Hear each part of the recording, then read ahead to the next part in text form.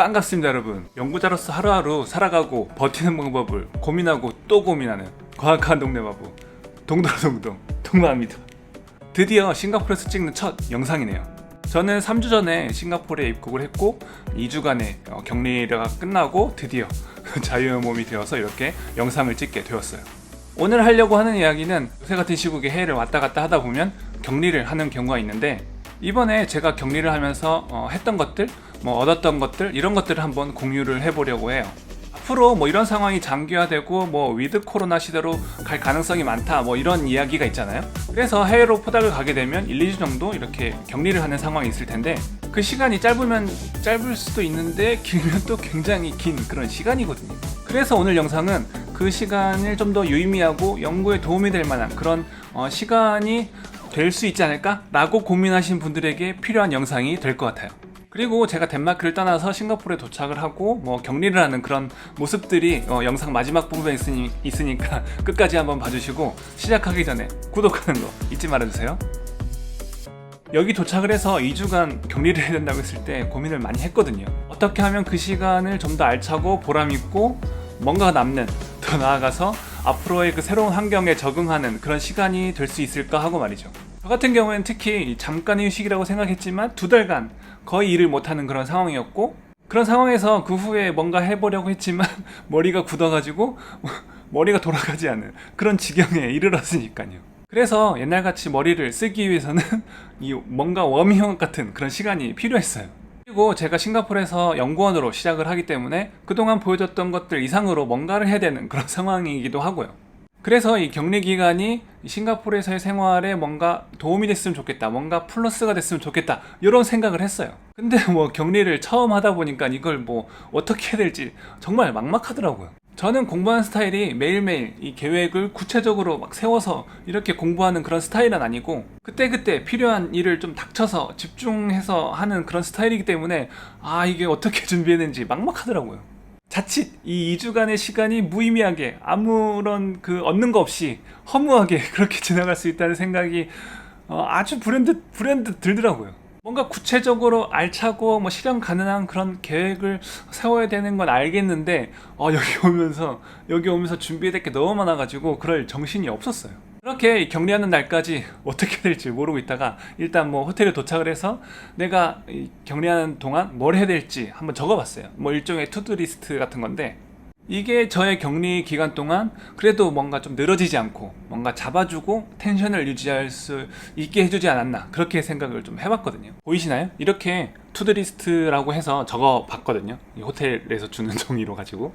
그래서 이제 매일매일 해야 될 것들, 근데 좀 반복적으로 똑같은 일이긴 한데 어쨌든 해야 될 것들 정해봤어요. 그래서 처음에는 ART라고 해서 코로 테스트 하는, 셀프 테스트 하는 거, 그거를 3일, 7일, 11일 이렇게 해야 된다고 해서 그때 체크를 해서 해야 됐고, 그리고 아침, 저녁 운동, 그리고 이제 반복적으로 공부를 위해서 해야 될 것들은 영어, 논문, 실험, 이렇게 좀 정해봤어요. 운동은 저의 루틴상 이 호텔에 도착을 하면 그 아침에 일찍 일어나서 호텔 근처를 한 바퀴 이렇게 돌고 땀을 쫙 빼고 하는 식으로 해야 되는 건데, 그렇게는 못하는 그런 상황이니까 팔굽혀펴기랑 스쿼트로 이제 운동을 대신을 했어요.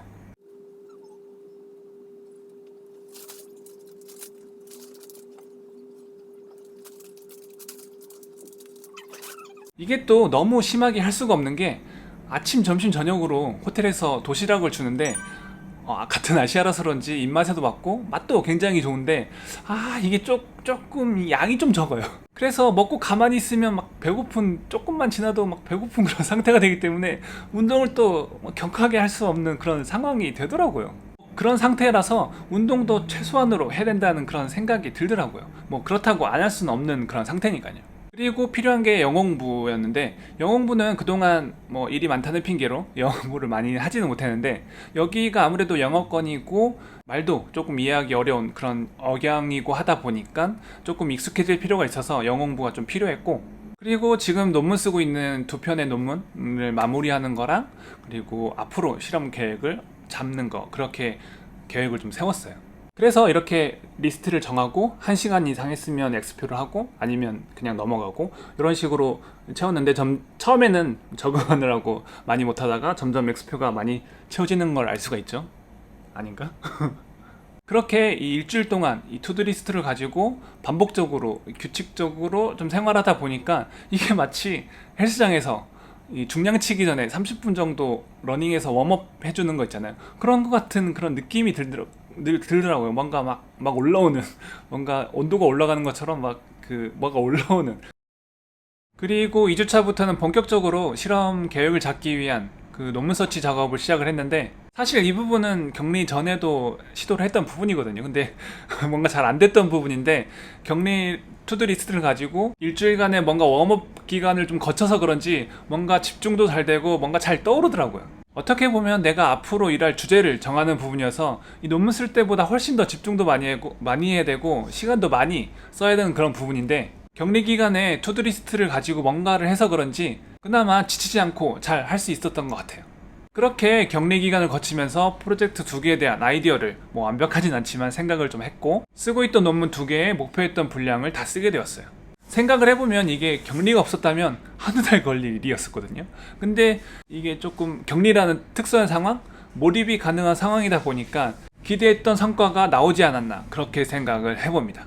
이렇게 한 2주를 생활했는데 이거 생각보다 괜찮은데? 라는 생각이 들더라고요. 뭐 구체적인 계획 없이 이 격리를 시작한 것 치고는 스스로 느끼기에 굉장히 효과가 있었다 이렇게 생각이 들더라고요. 이렇게 1, 2주 정도 격리를 할 때는 정말 간단한 투두리스트를 정하고 그것을 잘 마무리하는 게 격리를 보람있게 보낼 수도 있고 앞으로 새로운 환경에 적응할 수 있게 해주지 않을까 그렇게 생각을 해봅니다. 그리고 뭐 이런 방법은 비단 격리할 때뿐만 아니라 뭐 발표가 정해졌거나 아니면 면접이 정해졌거나 아니면 논문 쓰는 기간이 정해졌거나 했을 때 효과적으로 준비하는 방법이 될 수가 있겠죠. 근데 이번에 이렇게 격리를 하면서 생활을 하다 보니까 이거 언제 했던 경험인 것 같은데 라는 생각이 들더라고요. 언제인가 가만히 생각해 보니까 특히 박사 초기 때 그때랑 그런 생활이 많이 비슷한 그런 느낌적인 느낌이 들더라고요. 그때와 지금 격리할 때를 비교를 해보면 사회적으로 어느 정도 격리가 돼 있었고 뭔가를 보여줘야 한다는 점에서 아주 비슷한 상황인 것 같은데 이번에 이렇게 격리를 하다 보니까 그때 그 시절이 많이 생각이 나면서 약간 뭐 초심으로 돌아갈 수 있게 해주더라고요. 오늘 영상은 이렇게 제가 격리를 하는 방법, 격리를 버티는 방법을 공유를 해드렸는데요. 혹시 이 격리를 해보신 분들 가운데 이 격리를 버티는 아주 효과적인 방법을 알고 계신 분들이 있다면 댓글로 알려주시면 정말로 감사를 드리겠습니다. 영상이 마음에 드셨으면 좋아요 부탁드리고 앞으로 여기 싱가포르에서도 꾸준하게 올릴 이 대학원 포닥 관련 영상들이 기대되신다면 구독 잊지 말아주세요. 봐주셔서 정말 감사드리고 다음에 더 좋은 영상으로 만나요. 동바.